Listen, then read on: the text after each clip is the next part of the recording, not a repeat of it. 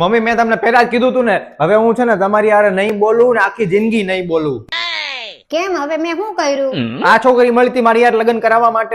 ભગવાનનો આભાર માન કે આટલી હારી તને વહુ મળી છે. આવી કોઈને મળે? એટલે પાછા ઉપરથી પાછું મને કેવું છે તમારે? તને જ તો કહું ને, બીજા કોને કહું? આખો દિવસ ઈ બધું તારું કામ કરે છે, બધું તું કે એમ કરે, તોય તારે બધો વાંધો. એ તમારે જે કેવું હોય કયો, પણ હવે હું આની હારે નથી રહેવાનું. તારે નથી રહેવું ને એની હારે તો નીકળ ઘરની બહાર. કાલ જતો હોય ને તો આજ અત્યારે જ વયો છે. હાલ ઉપડ. હે?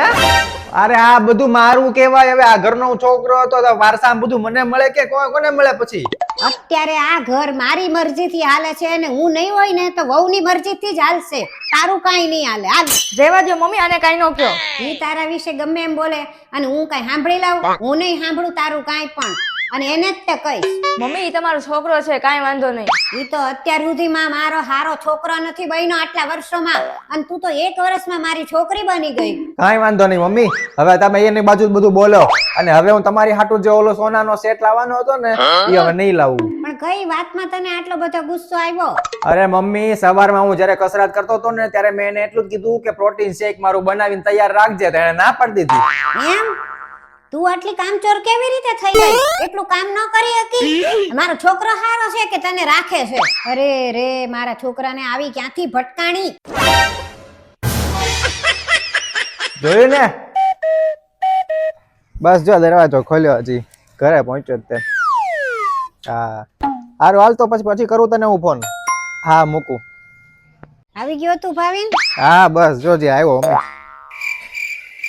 ઓય નવરી બજાર, તારી વહુ ક્યાં ગઈ? મમ્મી એને એમ કીધું કે 2-3 દિવસ રોકાઈને આવશે ઘરે. તો પછી તારી યાર લગન શું કામ કર્યા? જોઈને પિયરમાં જ રહેવું હોય તો ન્યા જ રહેવા દે ને એને આખી જિંદગી. અરે મમ્મી જવા દો ને ભાઈ, એમાં શું થઈ ગયું? હવે 2-3 દિવસ રોકાઈને આવી જશે.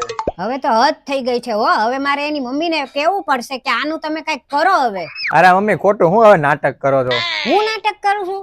નાટક તો ઈ માં દીકરી બેય કરે છે. અરે મમ્મી એવું ન હોય. ક્યારેક હવે વર્ષમાં 2-3 દિવસ, 5-6 મહિને 2-3 દિવસ તો રહે ને એની ન્યા. હજી તો હમણાં 15 દિવસ રોકાઈ આવી તોય હજી એની મમ્મીને નથી મન ભરાતું. છોકરીને એની પાસે જ રાખવી હતી તો લગન શું કામ કર્યા? અરે મમ્મી ખોટી હવે એટલી બધી તમે ચિંતા કરો છો ને આટલું બધું ખોટું બોલો છો. જેટલી મને ચિંતા નથી એટલી તમને વધારે ચિંતા છે. ખબર નહીં આ શું થઈ ગયું છે તમને. હા ચિંતા તો મને થાય જ તે ને. આ 2 દિવસ બધું કામ કરશે કોણ? કચરા પોતા વાસણ કપડા બધું રસોઈ બધું કોણ કરે? મારે કરવાનું ને. હા હવે ખબર પડી કે આ ચિંતા હેની થાય છે. તને શું થયું? હું એને બહુ યાદ કરું છું એમ? હું કાંઈ એને યાદ નથી કરતી હો.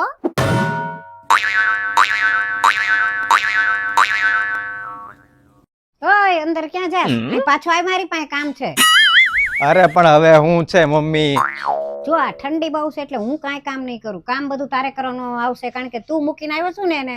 એટલે હવે તું એક કામ, કપડું લે, આખું ઘર પેલા ઝાપટી નાખ અને પછી હાવેણી લે અને બધે કચરા કાઢ. હાલ પછી હું આવું. અને આમ જો હજી સાંભળતો જા, બધાય પોતા મારવાના છે હરખા, પછી વાસણ ઉટકવાના છે અને પછી બીજું કામ આપું છું તને. જા.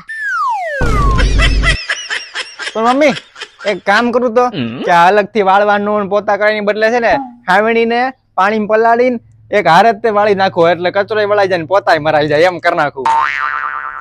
અરે ઉભો રે, નથી કરવું કાંઈ. હું બધું કરી નાખું, તું તો બધું વધારે બગાડીશ.